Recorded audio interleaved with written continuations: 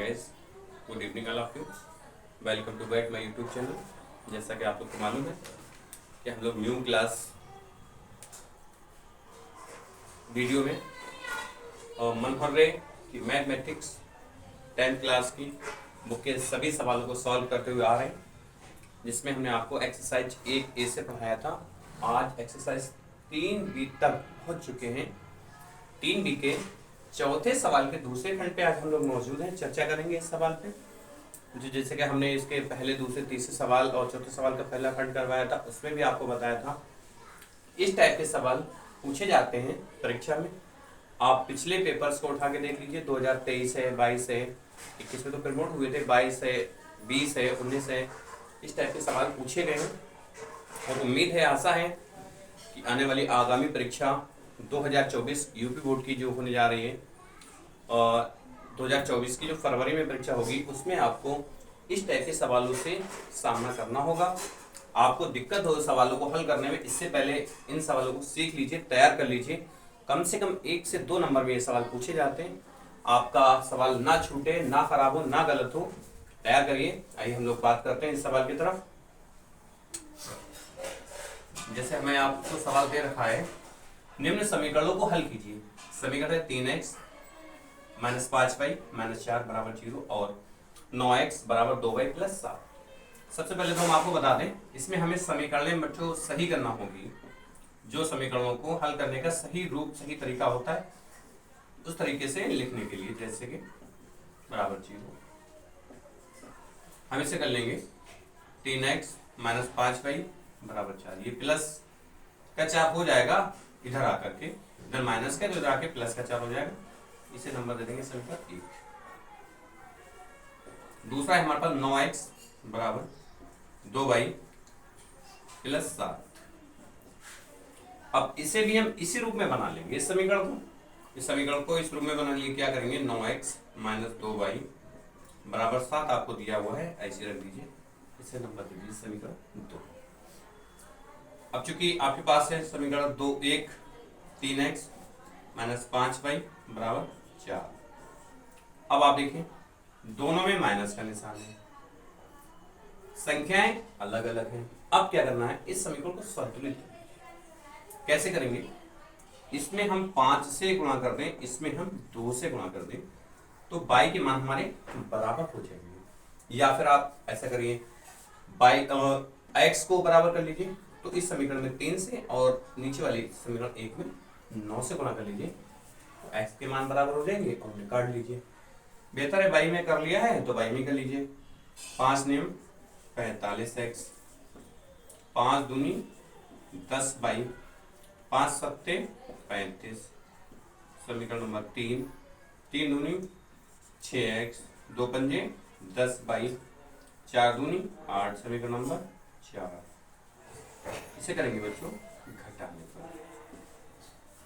घटाने पर गैस क्यों करेंगे, क्योंकि इसके निशान घटाने पे बदल जाएंगे, और प्लस माइनस अगर होता तो हम जोड़ने पर कर देते, आसानी से वो सवाल हमारे हल हो जाते, कर सकते थे। लेकिन घटाने पे करेंगे तो बच्चों निशान इसके बदल जाएंगे। ये प्लस है तो माइनस का हो जाएगा, ये माइनस है तो प्लस हो जाएगा, ये भी प्लस 6 है तो ये भी माइनस 6 हो जाएगा। अब देखिए, इस निशान से हमें कोई मतलब नहीं है, ऊपर वाले निशान से और नीचे वाले निशान से हमें मतलब है। यानी कि 10y माइनस किए और 10y प्लस किए, ये दोनों आपस में कट जाएंगे गाइस।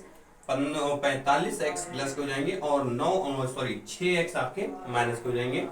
तो 45x में से जब 6x आपके निकल जाएंगे तो कितने बचेंगे, 15। इस तरीके से घटा लीजिए, या फिर आप डायरेक्ट 39 लिख दीजिए, या फिर इस तरह घटा लीजिए, 15 कर लीजिए। 15 में से 6 निकल जाएंगे, 9 बचेंगे, 4 बचा, 4 है, एक दाही चली गई, 3 बचा, यानी कि 39x बराबर। इधर क्या कर लीजिए, 35 में से 8 निकल जाएंगे, कितने बचेंगे इधर हमारे, 27 बचेंगे बच्चों। क्योंकि मैं x और y का मान निकालना होता है, तो x बराबर 27 बटे में आ जाएगा 39, तो x बराबर आ जाएगा, क्या आ जाएगा, देखिए ये 27 बटे 39 है। किसी की संख्या से काट लीजिए, तो वो संख्या 3 है, जिसे आसानी से कट जाएगा। 3 नियम 27, 3 एकम 3, 3 तिया 9, यानी कि 13 तिया 39, यानी कि आ जाएगा आपका 9 बटे 13। ये आपका x का मान आ गया। x का मान उठा करके किसी एक समीकरण में रख दीजिए, y का मान निकाल लीजिए। यहाँ पे लिख लेंगे हम लोग x का मान समीकरण 1 में रखने पर, समीकरण 1 में x का मान रख देंगे तो हमारा y का मान आसानी से निकल जाएगा। समीकरण 1 आप लिख लीजिए क्या है, 3x माइनस 5y बराबर हो जाएगा बच्चों 4। अब चूंकि x की वैल्यू आई है हमारे पास 9/39, तो यानी कि 3 गुणा 9/39 माइनस 5y बराबर 4।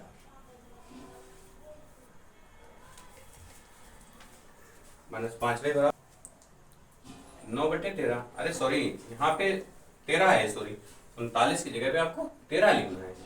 9/13 यानी x का मान हमारे पास 9/13 है, 39 नहीं, 39 कट चुका था, 39 कट चुका था, 3 से आ जाएगा 9/13 माइनस 5y बराबर 4।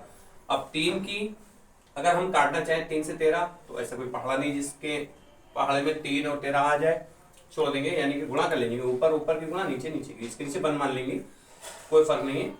9 तियां 27/13 माइनस 5y बराबर 4। क्योंकि हमें y का मान निकालना है तो माइनस 5y बराबर 4 और 27/13 जब हम उठा करके उधर ले जाएंगे तो यहाँ से बच्चे प्लस के हैं, इधर आकर के हो जाएंगे माइनस के, यानी कि 27/13 माइनस 5y बराबर, इसके नीचे 1 मान लेंगे, लासा ले लेंगे हम लोग 13 की 4 से गुणा कराएंगे, 13 चौक 52 हो जाएगा, माइनस 27 एकम 27 हो जाएगा। अब देखिए 52 प्लस के हैं और 27 माइनस के, तो घटा लेंगे, क्या बचेगा माइनस का 5y बराबर 52, यानी कि 2 12 में से 5 निकल जाएंगे, 7 निकल जाएंगे, तो आपके 5 बचेंगे। इस तरीके से घटा लीजिए, या फिर यूं देख लीजिए, 2 है, 2 में से 7 जाता नहीं, तो इधर से दाएं ले लेते हो जाते हैं 12 में से 7 निकल जाते हैं तो 5 बचते हैं, यहाँ बचे आपके 4 में से 2 निकल गया तो आपको बचा है 2। या फिर आप ऐसे कर लीजिए, 25 दूनी 50 और 2 और जोड़ देंगे तो 27 हो जाएंगे, यानी कि 52 में से 27 निकल जाएंगे, 25 बचेंगे, 25 बटे आ जाएगा 13। चूंकि हमें y का मान निकालना है तो 25/13 और चूंकि 5 यहाँ पे गुणा में है तो यहाँ आकर के इसके भाग में, यानी कि नीचे आ जाएगा 5 एकम 5 पचम 25। अब ये माइनस का था तो इधर माइनस भी लगा लीजिए, बेहतर रहेगा। y बराबर माइनस 5/13, ये इसका y का आंसर हो जाएगा, यानी कि x बराबर आया है आपका 9/13 और y बराबर आया माइनस का 5/13। यही बच्चों आपका आंसर हो जाएगा। अगर आपको किसी को कोई डाउट हो कमेंट में आइए, कमेंट करिए, हम आपको एक्स्ट्रा अलग से आपको पर्सनली सॉल्यूशन देंगे। न्यू क्लास को आप ज्वाइन करिए, चैनल को सब्सक्राइब करिए, लाइक करिए, ताकि आपको जो भी नोटिफिकेशन है सबसे पहले मिल जाए। मिलते हैं अगली वीडियो में, दैट्स ऑल।